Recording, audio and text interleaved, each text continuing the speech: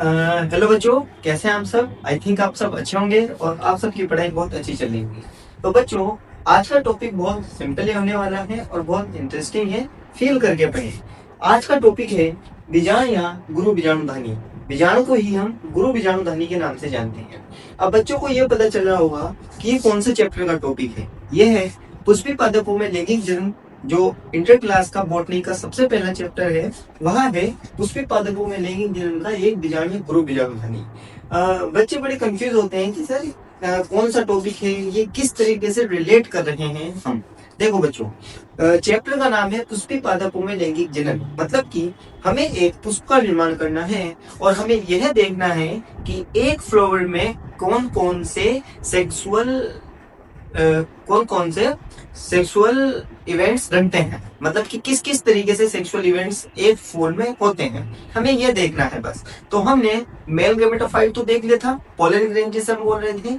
अब हम female gametophyte बनाएंगे और फिर इन दोनों को हम क्या करेंगे, मेल गेमेटोफाइट और फीमेल गेमेटोफाइट को आपस में कंजोइन करा के फर्टिलाइजेशन कराएंगे। और फर्टिलाइजेशन के बाद आपको पता है कि बहुत सारे स्टेजेस आएंगी और हमें उसे स्टडी करना है। मतलब कि कुल मिला के बात यह है कि हमें पता लगाना है कि एक फूल का निर्माण किस तरीके से होता है और किस तरीके से कौन कौन से इवेंट्स होते हैं उसमें जिससे एक फूल का निर्माण होता है ना। तो ठीक है, तो जो आज का टॉपिक है वह बीजाणु या गुरु बीजाणुधानी है। ये किससे रिलेशन रखता है। देखो बच्चों, सबसे पहला आपको पता है कि हमने आपको गाइनोशियम के बारे में पढ़ाया था। गाइनोशियम का मतलब क्या है। एक गाइनोशियम बहुत सारे पिस्टिल जिसे हम स्त्री केशर के नाम से जानते हैं और सेपल जिसे हम अंडक के नाम से जानते हैं। ठीक है, इन चीजों से मिलकर बना हुआ होता है। जैसे कि अगर हम एक पिस्टिल या सेपल के स्ट्रक्चर देखने हैं तो ये कुछ इस तरीके से होती है, कुछ इस तरीके से। और आपको पता था इसे हम बोल रहे थे स्टिग्मा। इसे हम क्या बोल रहे थे, इसे स्टिग्मा के नाम से बोल रहे थे, इसे हम स्टाइल के नाम से बोल रहे थे और इसे ओवरी के नाम से जान रहे थे। और आपको पता है कि ओवरी के अंदर भी कुछ इस तरीके का क्या पाया जा रहा था, ओव्यूल पाया जा रहा था। और ओवरी से ओव्यूल किससे कनेक्ट था, प्लेसेंटा से कनेक्ट होता है। आई थिंक आपको ये चीजें समझ में आई होंगी। तो ओवरी के अंदर ओव्यूल है और हमें ओव्यूल को ही पढ़ना है। ठीक है, चलो चलो अब हमें ओव्यूल को ही पढ़ना है। ठीक है भाई, तो सबसे पहले हम इसकी स्ट्रक्चर में जान लेते हैं कि एक ओव्यूल किस किस तरीके से अपनी कौन कौन सी चीजें उसमें प्रेजेंट होती है, कौन कौन से ऑर्गन उसमें होते हैं। देखो बच्चों, सबसे पहले मैं स्ट्रक्चर के बारे में बात करता हूँ। अगर मैं इसकी स्ट्रक्चर के बारे में बात करूँ तो बड़ी सिंपली स्ट्रक्चर है, ध्यान से रखिए, ये ध्यान से समझिए।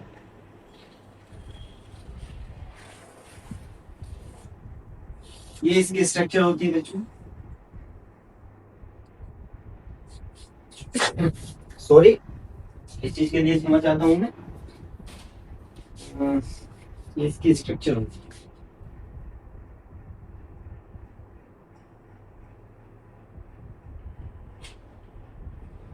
ये इसकी स्ट्रक्चर होती है यहाँ पर, ये ठीक है।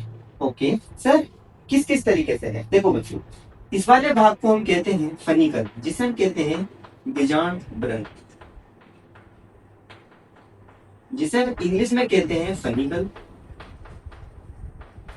और ये वाला भाग होता है हाइलम, HILUM, हाइलम। हाइलम को हम कहते हैं बच्चों हाइलम, जिसे हम कहते हैं नाभिका। और ध्यान रखना, अगर मैं आपको नाभिका के बारे में बताऊं तो नाभिका बीजांड ग्रंथ तथा इसके शरीर को जोड़े रखती है। ठीक है, ये बीजांड ग्रंथ मतलब कि फनिकल को, जो हाइलम है, हाइलम फनिकल को जोड़े रखती है। ये इस हिसाब से जोड़े रखती है। ये वाला भाग होता है निभागीय शिरा। कौन सा होता है, निभागीय शिरा। और निभागीय शिरा को हम जानते हैं चेलेजल एंड। निभागी को हम कहते हैं चेलेजल और सिरे को हम कहते हैं एंड। और ये इसका आधारीय मतलब कि बेसमेंट पार्ट होता है, बिल्कुल आधारीय भाग होता है, या बेसल पार्ट होता है। ओके ठीक है, ये दो इसके होते हैं एक ये इसे हम कहते हैं अध्यावरण। इस नाम से जानते हैं, अध्यावरण के नाम से जानते हैं, जिसे इंग्लिश में हम कहते हैं इंटेग्यूमेंट। किस नाम से जानते हैं?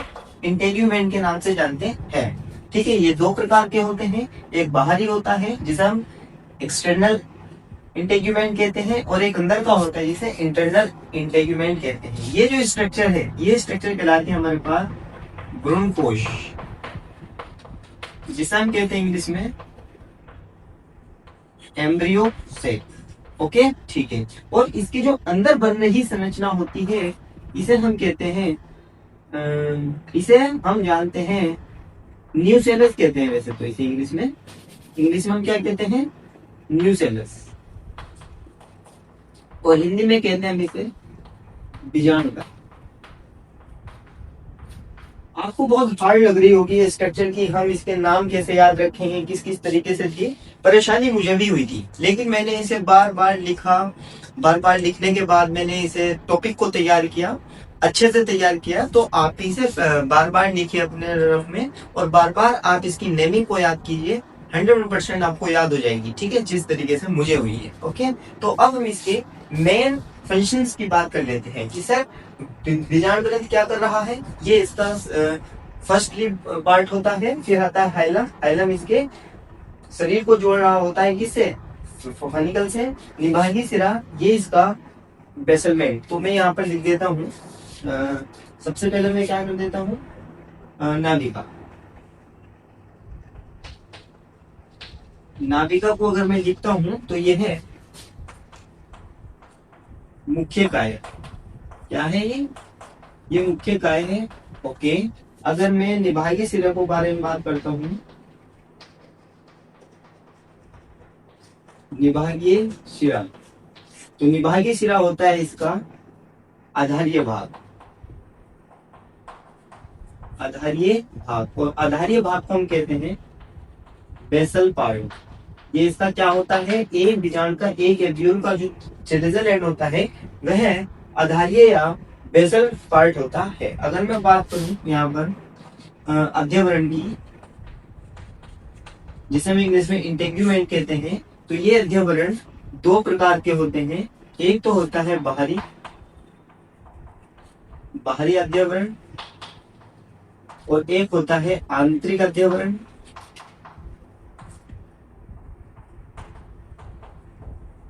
जिसे हम कहते हैं एक्सटर्नल अध्यवरण को इंटेग्यूमेंट कहते हैं, और आंतरिक को हम कहते हैं इंटरनल इंटेग्यूमेंट। ठीक है, ओके। फिर आता है आपके पास कि सर भ्रूणकोश क्या है। ये भ्रूणकोश आगे चलकर भ्रूणपोष बनाता है ना। ये आपको आगे इवेंट जब मैं पढ़ाऊंगा सारी चीजें टॉपिक, तो जब क्लियर हो जाएंगी, लेकिन आपको भी नेमिंग याद रखनी है। सर ये बीजाणुकाय क्या है? मैंने कहा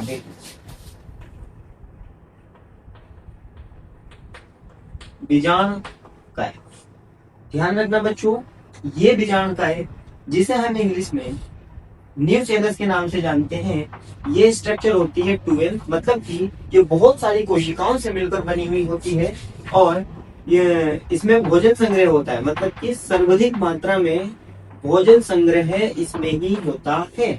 ठीक है, चलो, तो भोजन संग्रह होता है, और भोजन संग्रह होने के बाद ये भ्रूणकोश का निर्माण करता है। भ्रूणकोश का निर्माण किसका निर्माण करता है? भ्रूणकोश का निर्माण करता है। तो ये 2H अर्थात द्विगुणित होती है, डिप्लॉइड होती है, भोजन संग्रह होता है, मतलब कि बहुत सारा भोजन इसमें स्टोर होता है, और ये भ्रूणकोश मतलब कि आगे चलकर एम्ब्रियो सेल को प्रोड्यूस करती है। ठीक है, आई थिंक आपको ये इंफॉर्मेशन बड़ी अच्छी लगी होगी कि बीजाणु या ओव्यूल या मेगास्पोरेंजियम को हम किस तरीके से डिफाइन कर सकते हैं। तो ये बड़ी सिंपली तरीके से डिफाइन हुआ है, बस आपको रिपीट करना है और बार बार पढ़ना है। ठीक है बच्चों, तो अपना ध्यान रखें।